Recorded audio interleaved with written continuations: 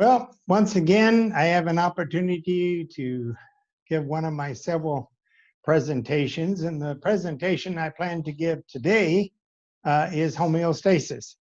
However, first, I think it's important for me to identify who I am. Some of you folks may have met me or heard one of my presentations before, but I am Richard Walker, and I want to take a moment to thank you for allowing me to have some time with you. But first, what is my professional background? Well, after 30 years, I retired from the medical field and I began my medical career at Indiana University, majoring in allied health. And following my academic accomplishments, I joined the United States Army Medical Corps. And during the Vietnam era, which was a combat zone, of course, but Korea was also a combat zone. And I was stationed in Incheon, running the 544th Dispensary Unit off of the 121st Evac Hospital. And I ran the clinical laboratory of that dispensary unit. After completing my military tour, I returned to the civilian world and assisted running pathology laboratories, both private and hospital laboratories. In furthering my professional career, I also held both state and regional management positions for non-medical national and international companies as well. I completed my professional career with the international company of GlaxoSmithKline Clinical Pathology Laboratory, whereupon I took my retirement. I've also traveled in 12 different countries, both in Europe and Asia, and I've studied various languages along the way. By studying a language in a country, it's also allowing you to have a better understanding of the culture of that country. And people show a very positive response when you make the effort to spend time learning and trying to understand their language. My lectures are sponsored by Home Choice Network, where we believe in independence for seniors and peace of mind for families. Home Choice Network is a home care agency, which is licensed by the state of North Carolina and regulated by the Department of Health and Human Services out of Raleigh. We have been in existence for over 16 years. By the way, I've also held the position of president of Toastmasters International Club of the Sandhills here in Pinehurst in Southern Pines, North Carolina. This is a worldwide organization dedicated to public speaking and leadership development. At this time, we would like for you to sit back, relax, and hopefully enjoy this particular presentation on homeostasis. What is the status and interdependence of water within our bodies? That's one of the first questions we must ask when we're thinking about homeostasis. Well, what is homeostasis? And how does it work regarding the balance of water and elements within our body?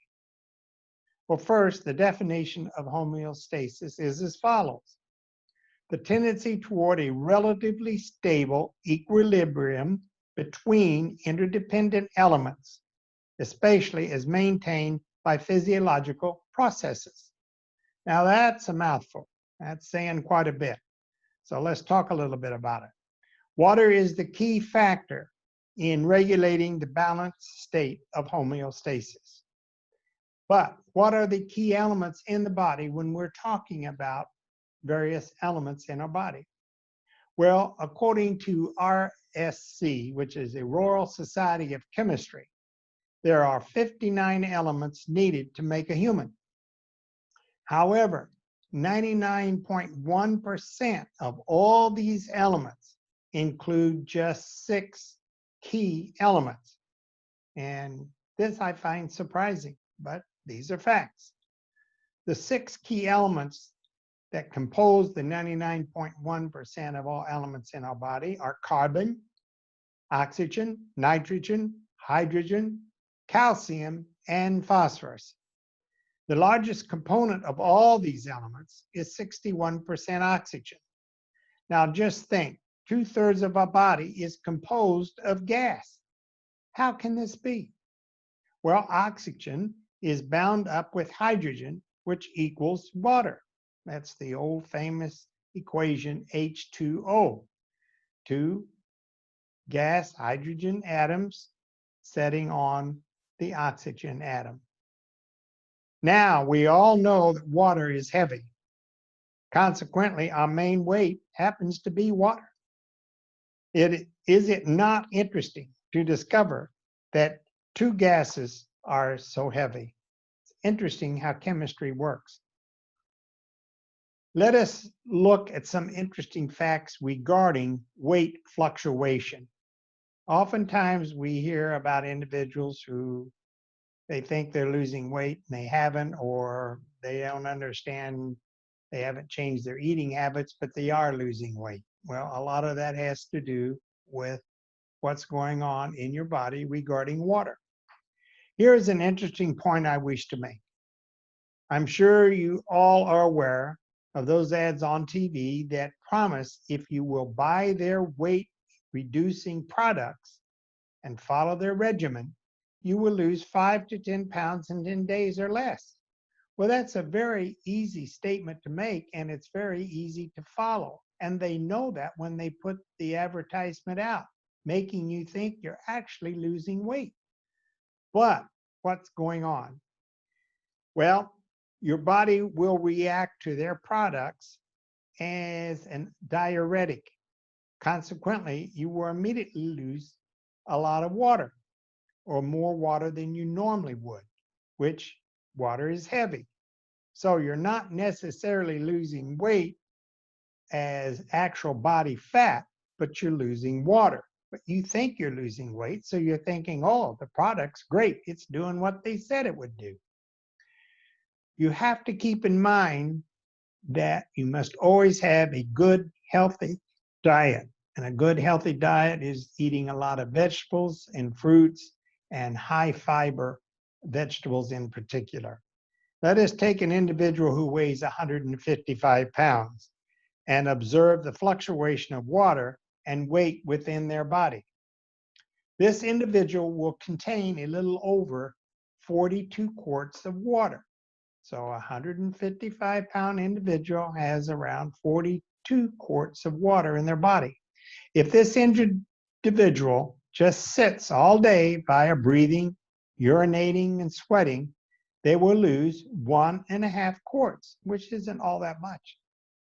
If they just routinely do some basic exercise, they will jump up to 1.5 quarts per hour.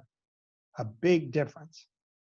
If they walk in the sun out on a hot day, they will lose up to 10 or 12 quarts a day, particularly if they are exerting themselves via working, digging a ditch, trimming shrubbery, whatever, out in the sun, high humidity, perspiring a lot. You're not only losing water and other elements, but you're also losing a large amount of salt.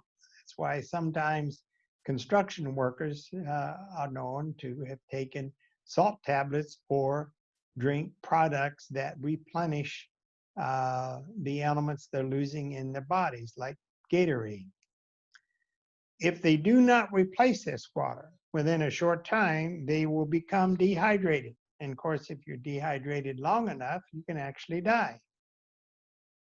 Now, it's interesting to know what organ in our body has the most water and depends on the largest volume of water in our body. Well, that happens to be our brain. Our brain actually sits in water.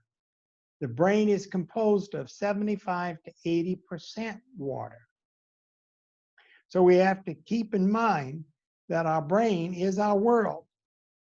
Okay? That's our universe, our thinking, our memories. All else in our body happens to be plumbing and scaffolding. Scaffolding our bones, plumbing our veins, arteries.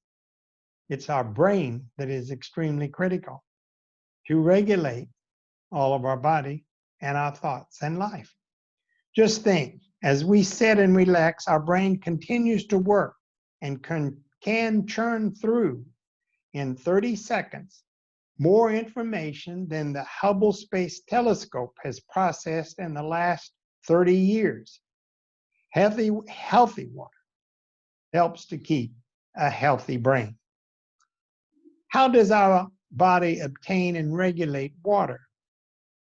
Well, by drinking water and other liquids, juice, coffee, tea, etc., is a key step towards proper liquid support. However, understanding what we drink is critical, and all of this is involved in the homeostasis state of equilibrium and balance within our body. So you can see how important water plays in the state of homeostasis. We all eat water as well. A lot of people don't think about it, but you eating an apple, you're eating a lot of water. Oranges, celery, cucumbers, of course, watermelon. We must keep in mind that thirst is not always the most reliable indicator as to how much water we need. If we're not exerting a lot of energy and moving about, we may think, well, I drink a glass of juice, or I have some coffee and I'm fine. But no, you always need to have some nice fresh water at the beginning and throughout the day. Key reason folks become dehydrated is that often they are not paying attention as to what they are drinking or eating. Drinking coffee is not the same as drinking water. We also must keep in mind that certain liquids and foods are more diuretic than others. Coffee and tea can be diuretic. So consequently, it's important to remember your diet, both liquid as well as the vegetables and food and fruits that you eat. One must keep in mind that the standard knowledge about drinking 8 glasses of water a day is in question. This study was done during World War II, which is most certainly outdated. What you eat and drink is key. Eating or drinking fresh, healthy water makes all the difference. What is the autonomic nervous system? This is the nervous system primarily concerned with homeostasis. It is involved with the automatic regulation of such organs as heart, lungs, stomach, intestines, bladder, sex organs, and blood vessels. This is all involved with equilibrium and balance, which is mainly controlled with the regulation of water in our systems and the excretion of water through perspiration, breathing, urination, what have you. Understanding what medicines we are taking and how they affect our bodies is critical as homeostasis works to balance our body for a healthy state. And you always want to work very closely with your doctor in regarding the medicines that you're taking. Now, I oftentimes have said that medicine and food are both the same. And why do I say that? Because they're chemicals. Food is chemicals. Medicine is chemicals. Matter of fact, there's a lot of medicine made from plants. So plants, food, and the medicine we take are strongly affected in the regulation of the health of our body. A good example is warfarin, which is a blood thinner.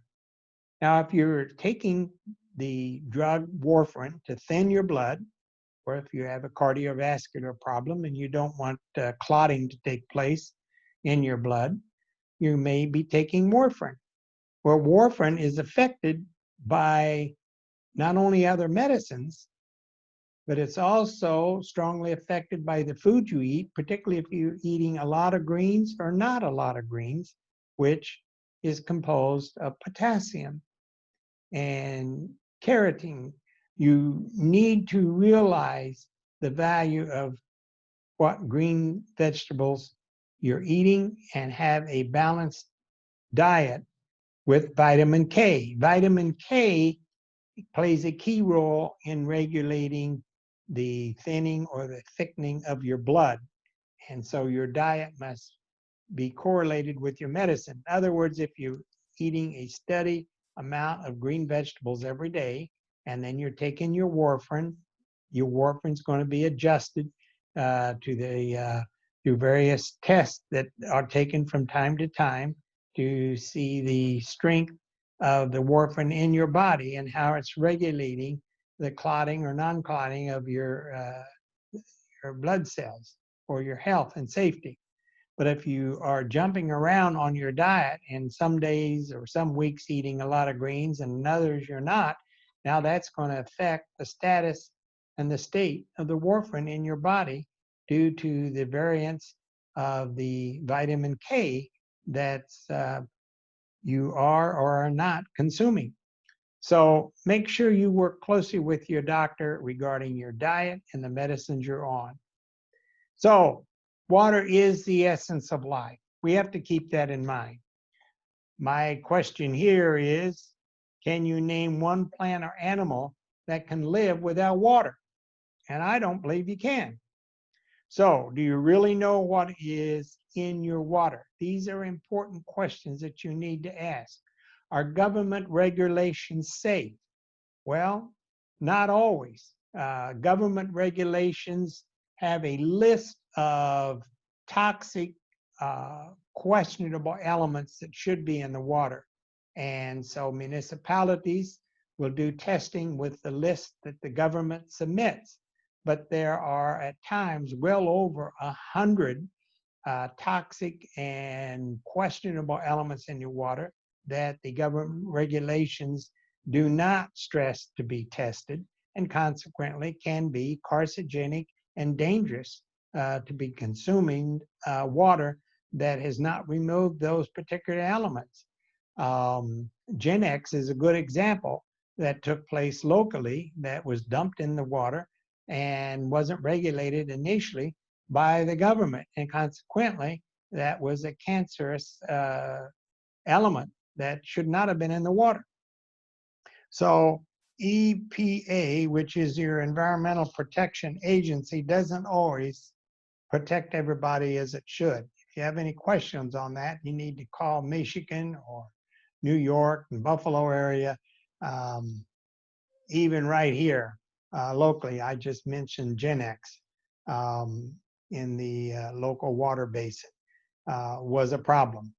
So if your water is clear, is it safe to drink?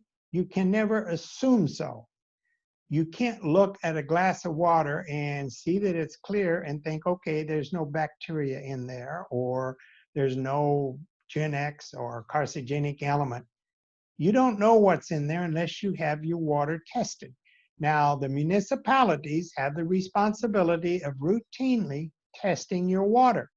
And at the end of every year, they are and do submit a report regarding your water. What has been testing, how the testing goes, and the status of your water. You need to read that report. Look closely and make sure you understand what your water report from the municipality is saying. Now, if you're on a private well, it's up to you and in your hands to have local testing, municipal laboratories check your water, or private testing services. These are all available for you to double check the state and the health of your water.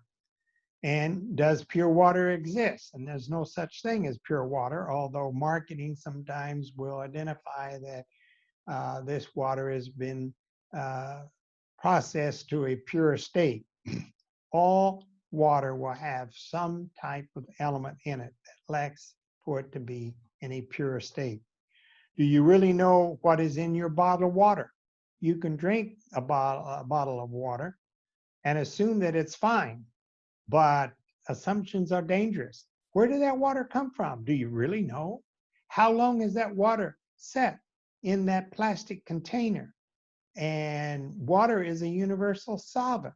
So how much plastic has been dissolved in the water that you are consuming from that bottle of water? So why are so many folks sold on bottled water? Well, one, it happens to be the convenience that people find in drinking from bottled water and grabbing some water to on the run, so to say, and sip on water while they're driving the car. But how long has that sat in the warehouse? Has it been in a hot state before you got it at a gas station where it was in a refrigerator system and cool? So understand what's going on with the water you consume. Let us not forget the key role water plays in many aspects regarding our body. Water helps maintain a normal body temperature, including digestion, absorption, circulation, and excretion. Elect officials that have your health and safety in mind.